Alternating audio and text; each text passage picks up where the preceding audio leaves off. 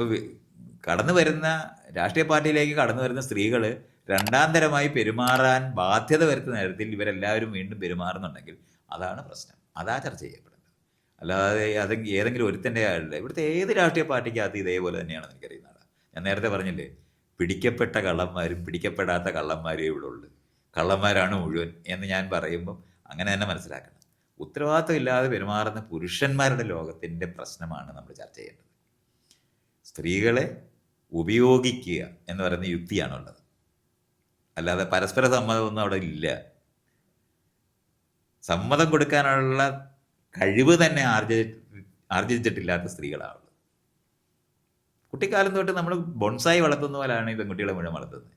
പെര നിറഞ്ഞു നിന്ന് ഇറക്കി വിട്ടു എന്നൊക്കെ പറഞ്ഞിട്ട് വാക്കുകളല്ലേ. ഇങ്ങനെ അച്ഛന്മാരുടെയൊക്കെ അങ്ങ് നെഞ്ച് പിളരുന്നാണ്. 3 പെൺകുട്ടികൾ പെര നിറഞ്ഞു നിൽക്കുന്നു. എന്താ നിന്നാല് അവർക്ക് വിദ്യാഭ്യാസം നേടി അവർ ജോലി ചെയ്താൽ പോരെ. അവർക്ക് ആവശ്യമുണ്ടെങ്കിൽ അവരുടെ ഇണകളെ അവർ കണ്ടുപിടിച്ചോളൂ. അത് ഇയാടെ പണിയാകുന്ന എങ്ങനെ? ഇത്രയാണ് മനസ്സിലാക്കേണ്ടത്. ഈ അച്ഛൻ്റെ അമ്മയുടെ പണിയാകുന്ന എങ്ങനെയാണ് മക്കൾക്ക് ഇണകളെ കണ്ടുപിടിക്കുന്നത്? അത് അവരുടെ പണിയാണെന്ന് അറിയണം.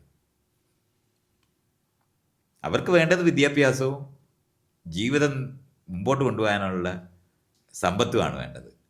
അതിനുള്ള കഴിവുള്ളവരെ സ്ത്രീകളെ ഉണ്ടാക്കാതെ അവരെ അബലകളും സംരക്ഷിക്കപ്പെടേണ്ടവരാണെന്ന് വിചാരിച്ച് ഈ രാഷ്ട്രീയ സാമൂഹിക മേഖലയിലേക്ക് പറഞ്ഞു വിടുമ്പം ഉണ്ടാകുന്ന ദുരന്തം മാത്രമായിട്ട് ഞാൻ അതിനെ കാണും.